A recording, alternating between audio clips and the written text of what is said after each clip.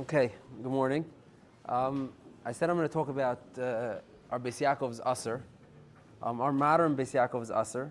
I plan to talk about that. Let's just give a little introduction. Really, the sugya is about limud Torah to nashim and etc. But let's give a drop of an introduction. Now,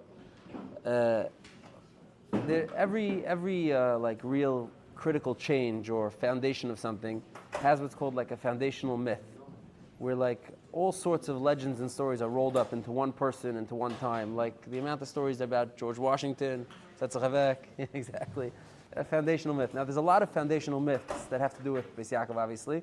The storyline basically is that Sarah Schneer heard a speech in Vienna right before World War I, and based on that she decided to open the Beis Yaakov movement.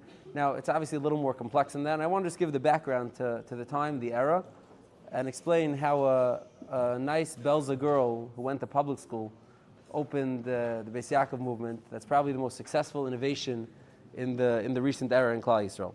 So now, what's interesting is that Galicia was controlled by the time of World War I, had 800,000 or 900,000 Jews living in it, primarily Orthodox Jews, primarily from Jews, Chassidish Jews. That's who lived in Galicia. So it was a tremendous kibbutz of from Jews in Galicia.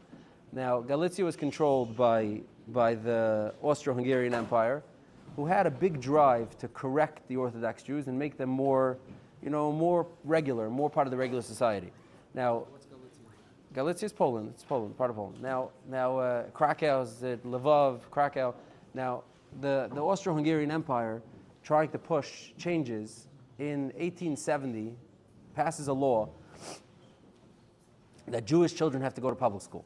It's one of the first public school laws from Jews, that Jewish children have to go to public school because chadarim are not up to snuff, they're not teaching the right things, they're not clean. This is going on for a long time, Bekitzer, these type of laws. Now, in 1870, the Austro-Hungarian Empire passes this rule that Jews have to go to public school. Now, the Kehila originally is not sure how to deal with it.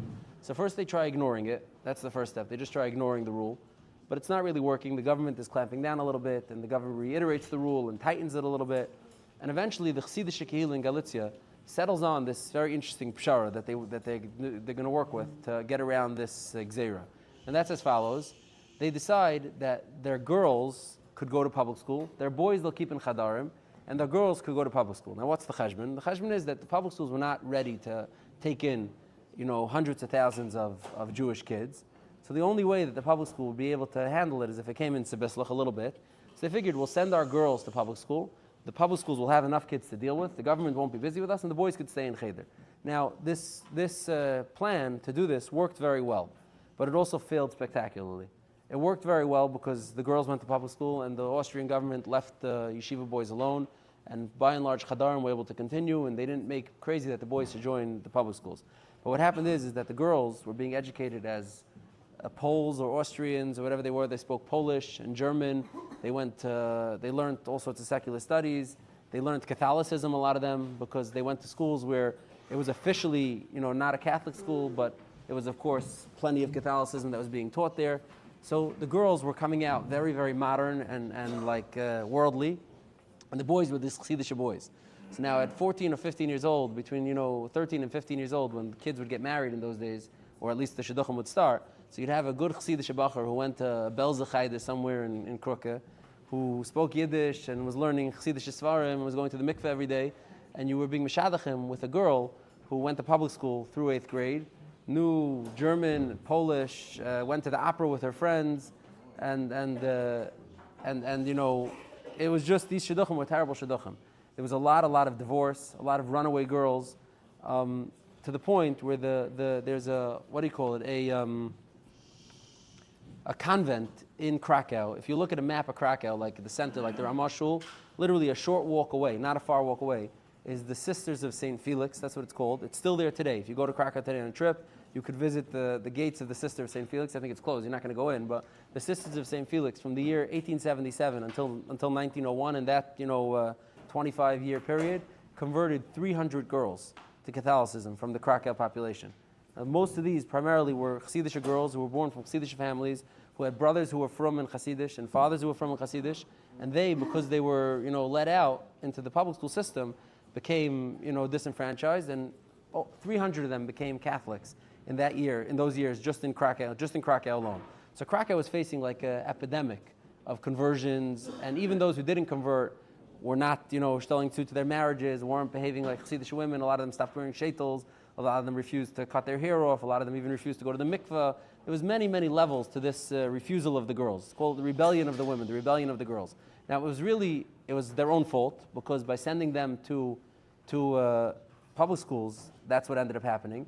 But by the time 1900 rolled around and Sarah Schneer was a young girl, the Ruach Hazman, the Ruach in the street, was a terrible Ruach. The girls were going one direction, the boys were going a different direction, and there were conferences, and there was Rabbanim, and the Agudah made a conference, and others made a conference to discuss how to better educate the girls.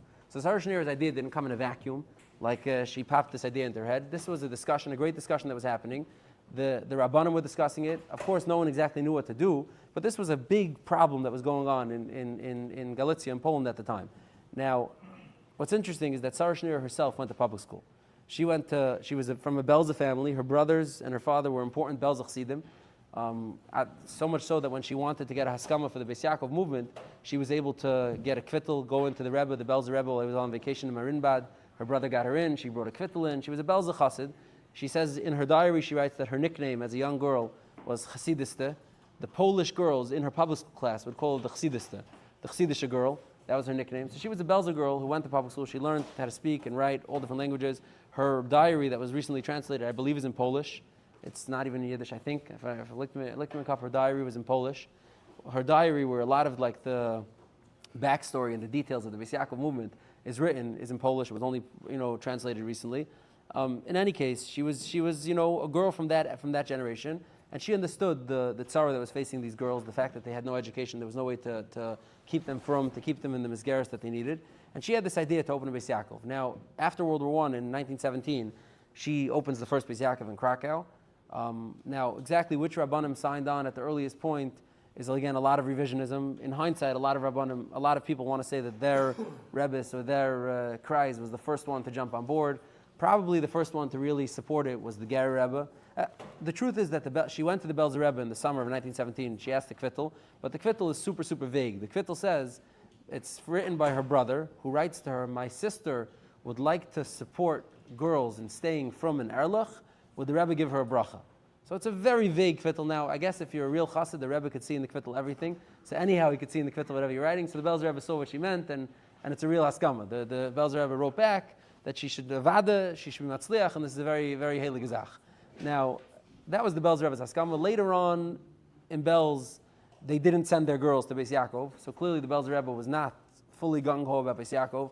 Only much later on, after the war, did Belz open their own Beis Yaakov system with its own name. It's called Beis Malka, I think. It's its own name, its own system. So clearly Belz didn't mamish go along with the Beis Yaakov movement, although the Belzer Rebbe did give his haskama at an early point. The Ger Rebbe, the Imre Emes, was the one who primarily gave his haskama, and Beis Yaakov schools before the war. When Sarah Schneer died in 1935, there was 29,000 girls in Beis Yaakov already, which is a marvelous success. From 1917 to 1935, there was 25,000 girls, or something like 27,000 girls in the Beis Yaakov system, over 200 schools, 200 chapters of the Beis Yaakov movement, primarily staffed and filled with Gerrit children.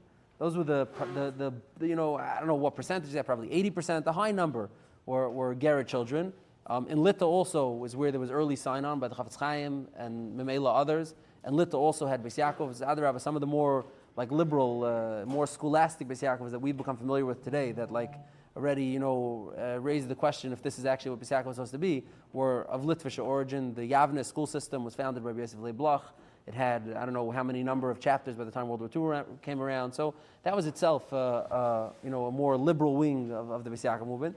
Now, there were, of course, those who were very against it. The Mashal, the Munkacher Rebbe, the Satmar Rebbe, later the Kleisenberger Rav, were very against the Beis Yaakov movement. So I want to now that we have the background of the situation that the girls were facing, where Klal Yisrael was, what the innovation, even call it a radical innovation that Sarah Schneer produced was, and what the response of the Rabbanim was based on the sugis. So really, it's a vakanta Gemara. Everybody knows it, but the Gemara really first starts from a Gemara in Saita on Daf Chafala from Amud Beis. It brings a machlekes. There's a machlekes. There's 2 days in the Mishnah. The Mishnah says Ben Azai says Chayav Adam Limudas Pitei Torah. Ben Azai says a person is mechuyev to teach his daughter Torah. Now we know clearly that this is not the halacha, because the Gemara in Kedushin on Daf Lamed says clearly, brings from a drasha v'limadatem, that women are not mechuyev to teach Talmud Torah to their children. And the drush is that only someone who's mechuyev to learn Torah is mechuyev to teach Torah. Rashi says, women, you're not mechuyev, they're not mechuyev. So clearly the Gemara in Kedushin is not learning like Ben Azai. And the Satmar Rebbe, in one of his many arichasin about Beis Yaakov, he tainas this and says, how could Ben Azai argue? The halacha never is connected to drasha. Meaning, whenever there's a drasha connected, we don't pass on it, whatever he has a merachav in this. Now, this is Ben Azai Shita. But Rabbi Eliezer comes along and says a famous line. Rabbi Eliezer says, anybody who teaches his daughter Torah, it's as if he's teaching her tiflis. Now, tiflis, the Meiri explains, and other Rishonim explain, tiflis means krumkeit. Shtosarai, krumkeit. That's what it means. Tiflis means like deviousness. Now, why? The Gemara brings a little drush for this. The Gemara says as follows: Tiflis al kadai techaleima ki'ilu lim the tiflis. Amar Rav Avo. My time of the Velazar. What's the reason for Velazar? The chsev ani chachma shachanti arma kivat shenichnas chachma ba'adam. Once wisdom enters a person, nichnas ima armumius. A certain trickery enters the person also. And the Rabbanan darshan that pasuk differently. So Rabbi Eliezer says that since teaching these girls Torah is going to open their mind up in a certain sense, and it's going to broaden their horizons, and they're going to use that to fakrum certain things and to change certain things from tradition. So we don't teach them kilu lamdei tiflis. Now, this is a machlokes in the Gemara and the Mishnah between two Tanoim, and the Gemara brings it. Now, it's interesting to point out is that Tosfos Afanart brings a Yerushalmi that makes a few relevant details. Yerushalmi says as follows: there's a famous Gemara in Saitan Daf Gimel that says. We just learned actually the parsha of Hakel that says as follows: there's a mitzvah Hakel as ha'anoshim v'ataf. On Sukkot, once every 7 years, we gather the men, the women, the children, everybody to come. The Gemara says as follows: Hanashim ba'im lumud. Men come to learn. Verstehen why they're coming. Nashim ba'im lishmaya. They come to hear. Taf lamahim ba'im. Why do they come? The Gemara says litin schar lemeviyim, to give schar, to give reward to those who bring them. Now, Tosfos, quoting from the Yerushalmi, makes a diik as follows. Tosfos says, you see the diik is that the Gemara over there says for a pashtus, Nashim ba'im lishmaya. Women come to hear. Men come to learn, women come to hear. Why is that? He says because women, clearly the Gemara in Saita and the Yerushalmi is paskening like Rabbi Eliezer, that call them bita Torah, kill them tiflis. We don't teach girls Torah. Women just come l'shmaya. It's like by osmosis. Come here, a little something, a little varmkeit, a little drasha. Come to the Beis Hamikdash, see the matziv, see the Kohen Gadol, participate a little bit, but not lilmud. Lilmud is for men. That's what the Yerushalmi says. Then the Yerushalmi brings an interesting story, an anecdote. The Yerushalmi says as follows. Matrunya shalas Rabbi Eliezer, Rabbi Elazar. Now Rabbi Elazar, the Yerushalmi probably means it's the same Rabbi Eliezer l'chayr from this. It's just spelled differently. It says Matrunya asked Rabbi Elazar. Now Matrunya generally means a rich noble woman, and it's become clear from the context that she was holding by giving a big donation to Rabbi Eliezer's yeshiva. And in the meeting, when Rabbi Eliezer was meeting the donors, she was schmoozing him up. She was asking him a question, and I guess to show that she's not a tippish, she asked him as follows. She says, the people in the Dara Midbar, the Egel. Says, there's 3 different variations of mises that I found for people who sinned with the egel, but they all did the same aver. How could it be 3 different mises? Amar Las, Rabbi Eliezer tells her caustically, and this is a little, not how you would think he would respond to a donor. He says, Ein isha chachama ela beplach. Women only have wisdom in sewing. Go sew a hem. Go fix a hem. Don't ask me questions about the Mesei Midbar. It's not your department. So obviously, as you would expect, and the Gemara doesn't tell us this mafurish, but obviously, as you would expect, this noblewoman stormed off, tore up the check in front of Rabbi Eliezer and stormed off. So it says, Amra Lai Horkenis Benoi, Horkenis, Rabbi Eliezer's son, told him as follows. He says, B'shvil shalei la'ashiva davar echad min ha'Torah, ivda mimeni gimel meis kor, Maisa b'choshana, there was a huge donor over here who was going to give 300 meis kor Maisa every year. And because just to not answer this one question, you had to do this. Amalei, he tells him, Rabbi Eliezer responds to his son, he says, Yisrafu divrei Torah, v'liyimsru divrei Torah l'nashim. It's better the Torah should be burnt than it should be given over to the women. So Rabbi Eliezer is extremely, extremely ardent and strident about his position that women are not supposed to learn. Now, okay, so this is a machlekes tanoim. So how do we paskin? What's the halacha l'maisa? So if you look in the Rambam in Hilchos Talmud Torah has an interesting thing. The Rambam in Parak Aleph Halacha Yud Gimel says as follows. He says, Tzivu chachamim, the chacham were mitzaveh, shalei yilmad adam es pitei Torah. A person should not teach his daughter Torah. Most women, not all women, there are exceptions, and maybe in following weeks we'll deal with some of the exceptions. Most women are not prepared. They're not ready to learn. And they end up using the divrei Torah for divrei havai lefi their lack of understanding. Amru Chachamim, the Chachamim said, anybody who teaches his daughter Torah, ki'ilu limdei tiflis. This is what the Rambam says. Now the Rambam is telling us this psak klar that we paskin like Rabbi Eliezer, that you don't teach women Torah Come what may, we don't teach women Torah. And as always gebracht in Shulchan Aruch also, in Siman Reish Mem Vav in Yeridei, the Shulchan Aruch says as follows: Tzivu Chazal shel yilmad adam espitei Torah. Chazal mitzvah that a person should not teach his daughter Torah. They're not prepared. He's quoting the Rambam word for word. As I pass in the Shulchan Aruch also. Now the Rambam and the Mechaber bring this both down. This is all talking about Torah Shebal Peh. This that we're saying, this extreme position that Rabbi Eliezer is really willing to stake everything on and say, really, really, really, don't teach them learning, that's Torah Shebal Peh. Torah Shebal Chsav, memeg. You could teach them Torah Shebal Chsav, when it's necessary. And it's important to notice all these different carve-outs because they're going to be very wichtig to understand the rationale of the Gedolim allowing Sarah Shnira to open Beis Yaakovs. Now, that's one carve-out that the Mechaber is bringing, is that there's a difference between Dvarim Shebal Chsav and Torah Shebal Peh. The Makar for this is from the Rambam and the Smag, and probably also the Sefer Hasidim. There's many Makaras amongst the Rishonim that make this distinction between Torah Shebal Chsav and Torah Shebal Peh.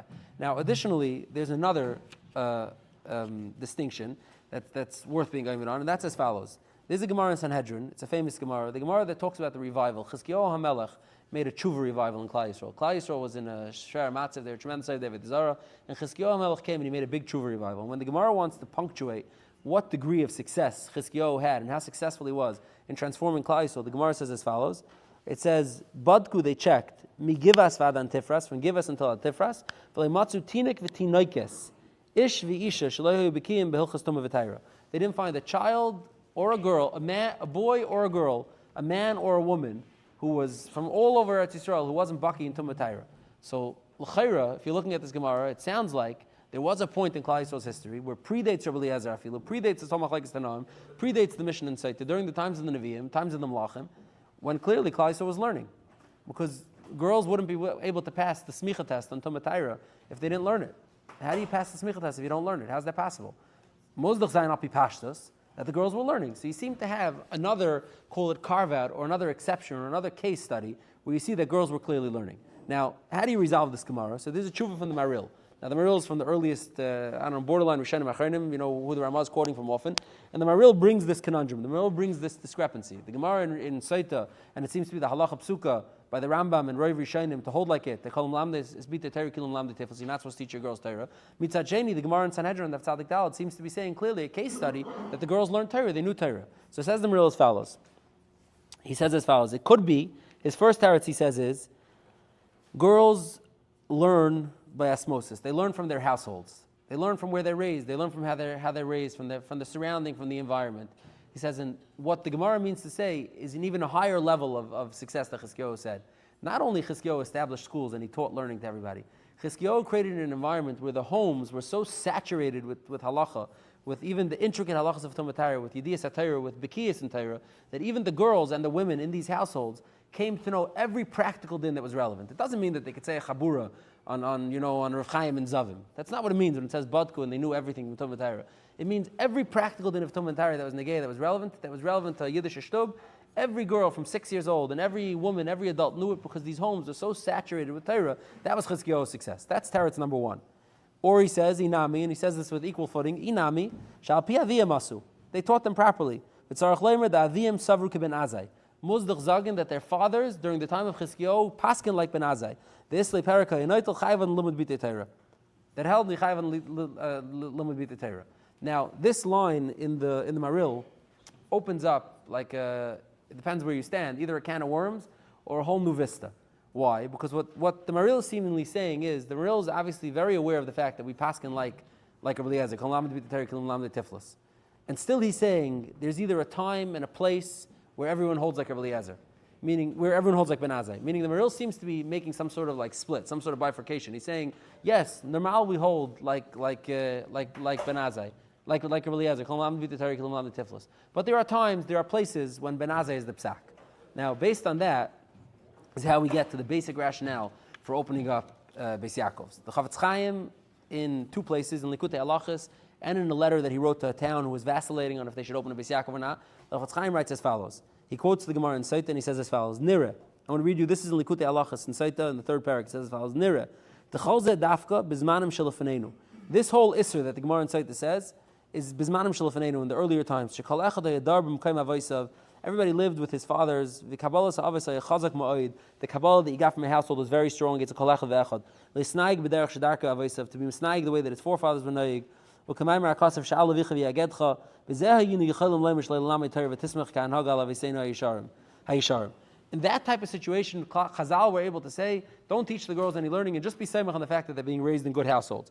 Avol ka'es b'aveiseinu ha'rabim, in our times, through our averis, she'kabbalas ha'avis, this reifif ma'id. The Kabbalah from the fathers got very weak. Ma'id. V'gam matzeh she'ish dar b'makam aveisav klal. She'eni dar b'makam aveisav klal. It's also possible that people don't even live with their parents anymore. Frat oisin shemargilu natzman limud ksav v'lashon ha'amin. Enter, i.e. girls who go to public school. Especially those who are learning languages and scholastics and other programs in other places. V'vaday mitzvah rabba limdem chumash v'gam neviim v'ksuvim musri chazal k'gain mesechtes avis v'seif meneres hamar u'kedayma k'dei she'yis ames etzlam inyan emunaseinu ha'kedosha. You have to teach them Tanakh, musri chazal like mesechtes avis, maybe some Agadat Gemaras, maybe stories from the Gemaras, seif meneres hamar, which is full of midrashim and stories from the Gemaras, etc. Kedei that they should be having emunah in the Torah, because if not, all she Asur legamri, it's possible that they'll turn away completely from Das Yodis and they won't be religious at all. This is what the Chafetz Chaim says. Now, in a letter that he wrote in 1933, which is mamash right before he was nifter, he wrote to the town of Pristik or Pristak or something. Again, very very strongly saying, "Cholach shashis v'apekukim mi'esalom and speak the Torah ain't shum beis mechash zebimenu ela." All the chashas and pekukim, whatever you're thinking, whatever you're hearing, whatever you think from the Gemara, from the Rambam, from the Shulchan Aruch, is not relevant. It's not negeya. Now, this is a startling type of line for the Chafetz Chaim to write.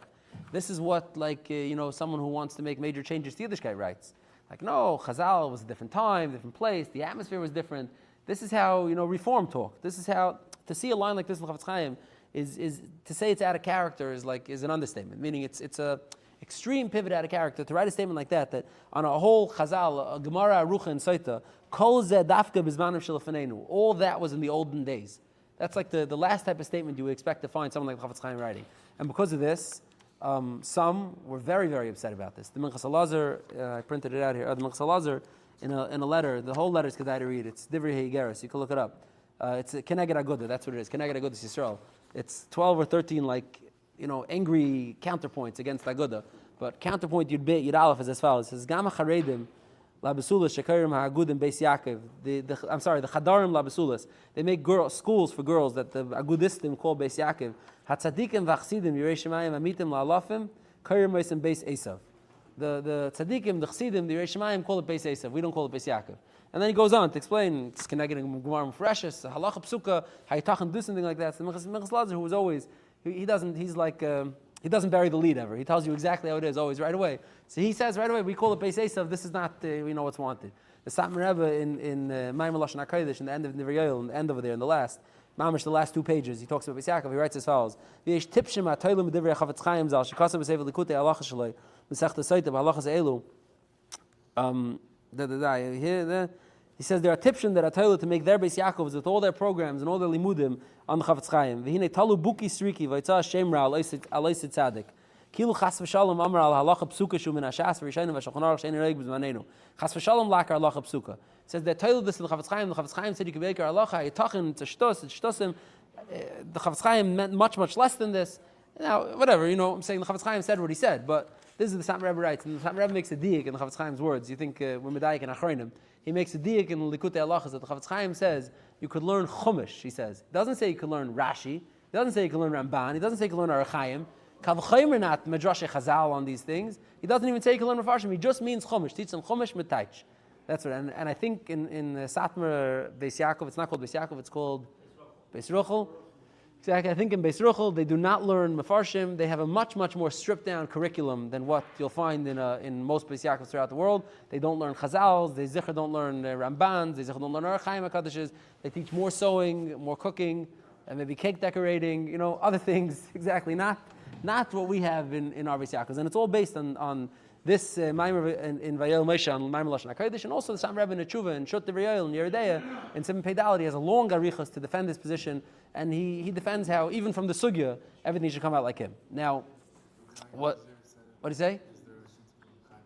Chaim Ozer? No, not as far as I know. Now they asked the Chazon Ish about this, about the Chafetz Chaim, And the Chazon Ish says he agrees wholeheartedly. They asked the Stipler, they asked the Shach, they asked others, meaning there was a tremendous amount of consensus from Litvish Gedolim to go along with the Chavetz Chaim's psak over here to allow Beis Yaakovs. Now, the Satmar Shita and more fully expressed in the Kloisenberg Rebbe's Tshuva, the Divrei Yatziv in two different places wrote Tshuvas about this, and I want to get to it.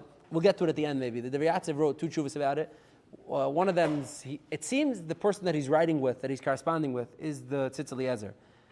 In the first tshuva, he doesn't say who he's corresponding to. In the Tzitz Eliezer's response, which is published in the interim between these two tshuvas, he also doesn't say who he's talking to, but he's very upset, and he's clearly talking to the Kloisenberg Rebbe. And then the third tshuva, the Tzitz Eliezer, where the Yatziv responds, where the Kloisenberg Rebbe responds, he's responding to Tzitz Eliezer. So this is a machlokes between them, and we'll get to it. Now, 70s, in Eretz Yisrael, yeah. Now, I just want to read a little bit from a tshuva from Reb Aaron Walken, the Pinsker Rav, Zakan Aaron, the Pinsker Rav of Aaron Walken, who wrote a very beautiful, he really goes through the Indian well of the rationale and the reason and how to understand the Chavetz Chaim. Meaning, we basically said that there's really two ways to understand the Chavetz Chaim. One is like the Maril's version, that there are times when Chazal never meant this, meaning even in Chazal's Isser, even when Rabbi Eliezer said, Kol Lamas be the Torah, Kol Lam the Tiflis, he meant Shanim Kadmonius, he meant good times. But clearly, from the Gemara Sanhedrin and Chizkiyahu, you see that in times when it's a Shas Hashmad, so to speak, or Eis Lasos, then you have to break the rules and you have to teach Torah to the girls. That's one understanding. The other understanding is that it's Kipshuta in Eis Lasos, meaning it's Keneged Halacha. The Halacha says not to do it, and Shur Sadin Meres not to do it at all. But this is what Gedolim were able to do. They're able to say Eis Lasos Hashem Eferet Teresecha. We have to break the rules. Or the third side is, and this is a more nuanced side, is if you look at the Sefer Chassidim, this that the Ramah and the Rambam bring down, that the Torah Shebachsav is allowed. So what's the Havana in that? Why is Torah Shebachsav allowed? And the Havana seems to be that Torah Shebachsav is basic enough or integral enough that every Jew needs to know it. And without knowing it, Heistach Nishkan Yid, you have to know Torah Shebachsav. And if you don't know the basic integral information, you're not able to get anywhere.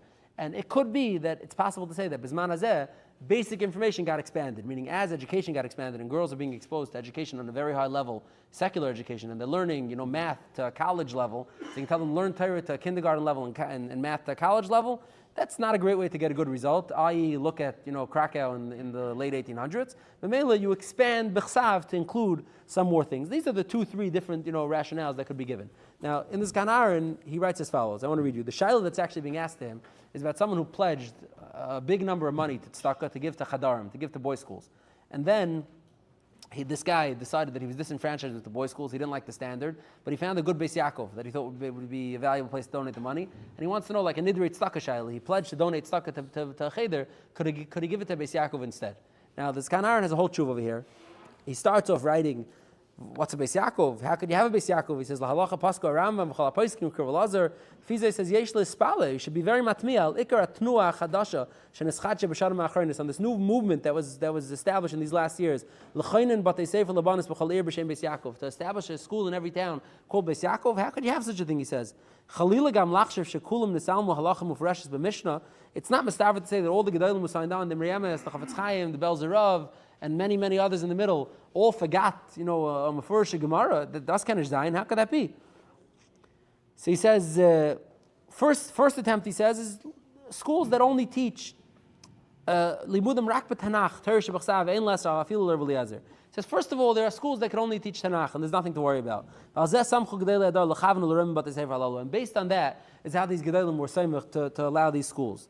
Now, Lemaisa, so first of all, in that first line, he seems to be saying this type of svara, that it's an expansion of Torah Shebachsav, meaning I don't think it's willful ignorance. I don't think this Kanaran, who had a Beis Yaakov in his own town, didn't know that when they learned Tanakh, they also learned some Mefarshim and some Rashi and some Pirushim, and they were learning Tanakh, with Meseres Chazal. But he was saying is that's all called Tanakh. To learn Tanakh from Meseres Chazal, to learn Navi, to learn, and Taka, the girls' schools learn much more Navi than the boys' schools, right? But to learn Tanakh properly, that's called a chelik of learning Tanakh. Then he continues and he says, as follows. He says, but that's not enough to be matzdik. Rabbi Seinu Ma'iri Gedali Hadar Shekulam Nagu B'Zeh Kedusha Mesiras Nefesh Mamish Hanachnu Nig B'Zeh Iser. He says that's not enough. He says what's going on over here? He says as follows. He says there's two milas that are going on in these schools. First of all, Etzem Liman HaTorah, and Beis he says Hua Iker, and this is a very important rationale for Yaakovs. He says, Ruach hayadus hamenashev b'seichem. The ruach, the feeling, the flavor of yadus that's circulating through them. Kol sidrei achinuch uprogramis halimudim. All the sidrei achinuch and the programs that are being taught over there.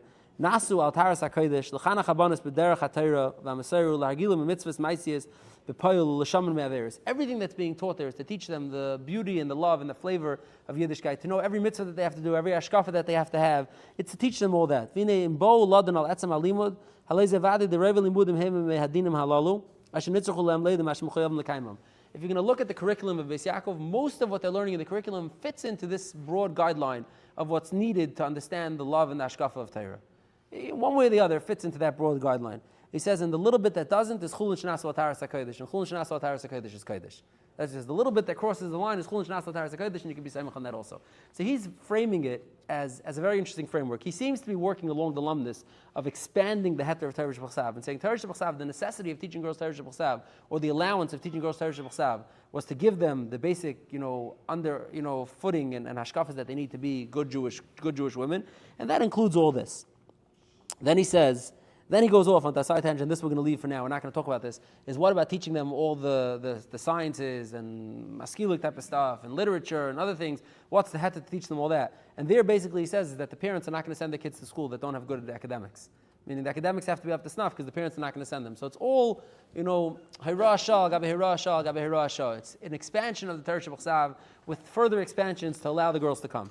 Now, there are other tshuvas along the same vein. The Leitzker Rav of Zalman Saratskin, the Leitzker Rav who lived in Eretz Yisrael, big agudist, he has a tshuva in Maznayim L'Mishpat, explaining very similarly all the same rationales, bringing these various makairis that provide the rationale. Now, in the Chassidish Paiskim, like the Shevet HaLevi even, and obviously the Satmar Rebbe, there's much, much more vitriol and anger to this movement. And Taka the Beis Yaakovs are much more limited. Now, I just want to read a little bit from the back and forth that Tzitz Eliezer had with the Divrei Yatziv, because I think it's a little bit insightful into this machlokes. We'll try to wrap up quickly. Let me just read this a little bit. The Divrei Yatziv, in his tshuva, he basically writes as follows. He says like this. He says, of course there was svarim for women. There was a Tzenu Rena, there was Nida classes for women, there was other halacha classes. Women were taught what they needed to know. There was always classes for them, he says. But he says, that we can't. And then I'm trying to find the line here. He basically writes, he writes similar to the Satmar Rebbe, but he doesn't write it as, the Satmar Rebbe writes that people made a mistake. The Chavetz Chaim could never have said to undo a halacha psuka. Muzach Zayin, people made a mistake, and that's not what he meant.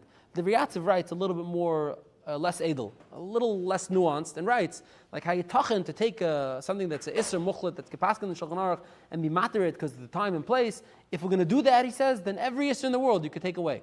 That's meaning he basically calls it reform talk. That's reform talk, he says. You could undo any iser in the Torah, say that it's not the right time and place, everything changed, you can't do it.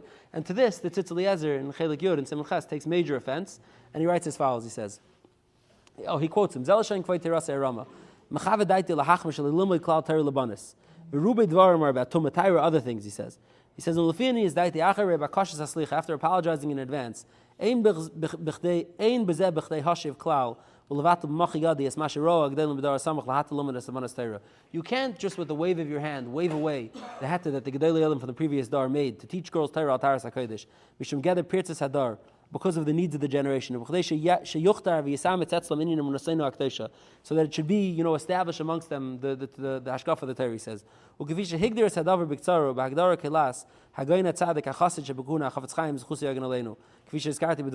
the Chavetz Chaim was explained it in Likutei Halachos and in his letter, that this is a heter to let girls be raised properly. He says, I was very surprised when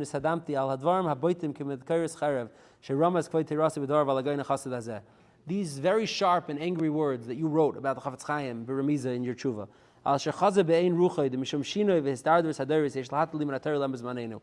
Chavetz Chaim saw that it was time to make a change, you said as follows. This is a line you said. You said, if we're going to say that times change and you could be Yerker something from Chazal,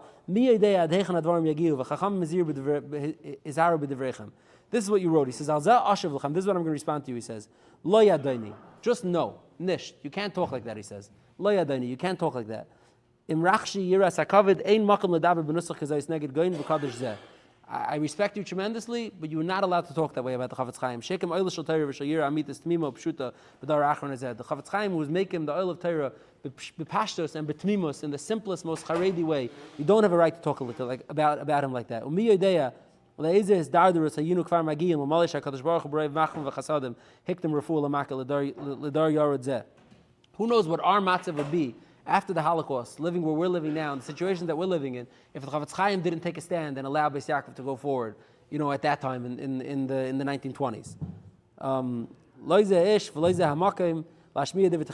This is not the man and this is not the place for you to give techacha like this. So the Tzitz Eliezer is very, very upset. The tshuva goes on, I can read, and then he's extremely, extremely critical of this vein of speech, of criticizing the Chafetz Chaim along this vein. Now, the Divrei Yatziv in a letter and later on in Yeridei and Kof Mem, he rebuts the Tzitz Eliezer and explains himself somewhat. But I guess the machlokes in these two ways of how to look at it, and Memela, how the Beis Yaakov looks like in each kehila, is reflective of how these two positions, still linger today. Meaning there are differences in the Beis Yaakov. Now, just to quote what this Kan Aaron writes, the Rav Aaron Wolkin writes over there, he says, Roiv minyan ubinyan of Chachmei Yisrael, beyoidim oy below yoidim, hiskimu to this innovation. Very interesting way to write it. He says, whether they knowingly with a shita or unknowingly without a shita, beyoidim oy below yoidim, hiskimu to this. And one could say that is a very true statement in hindsight, even more so now, 80 or 90 years later. Beyoidim oy below yoidim, roiv chalachim klais, or maskim to this innovation that Tzara Shneur wanted to innovate, and that was signed onto by the Imrei Emes and the Bel Zerav and the Chafetz Chaim and etc. Although I guess it comes down to nuance. The Shevet HaLevi and the Satmar Rebbe and the Klaiz Megurav are demanding a different bit of a nuanced education. And Taka, I think if someone goes to Beis Rochel or someone goes to Beis Yaakov High, it's going to be somewhat different. Okay, I want to continue on more shilas related to women, Limud Torah, etc. to be continued. You've just experienced another Torah class brought to you by TorahAnytime.com.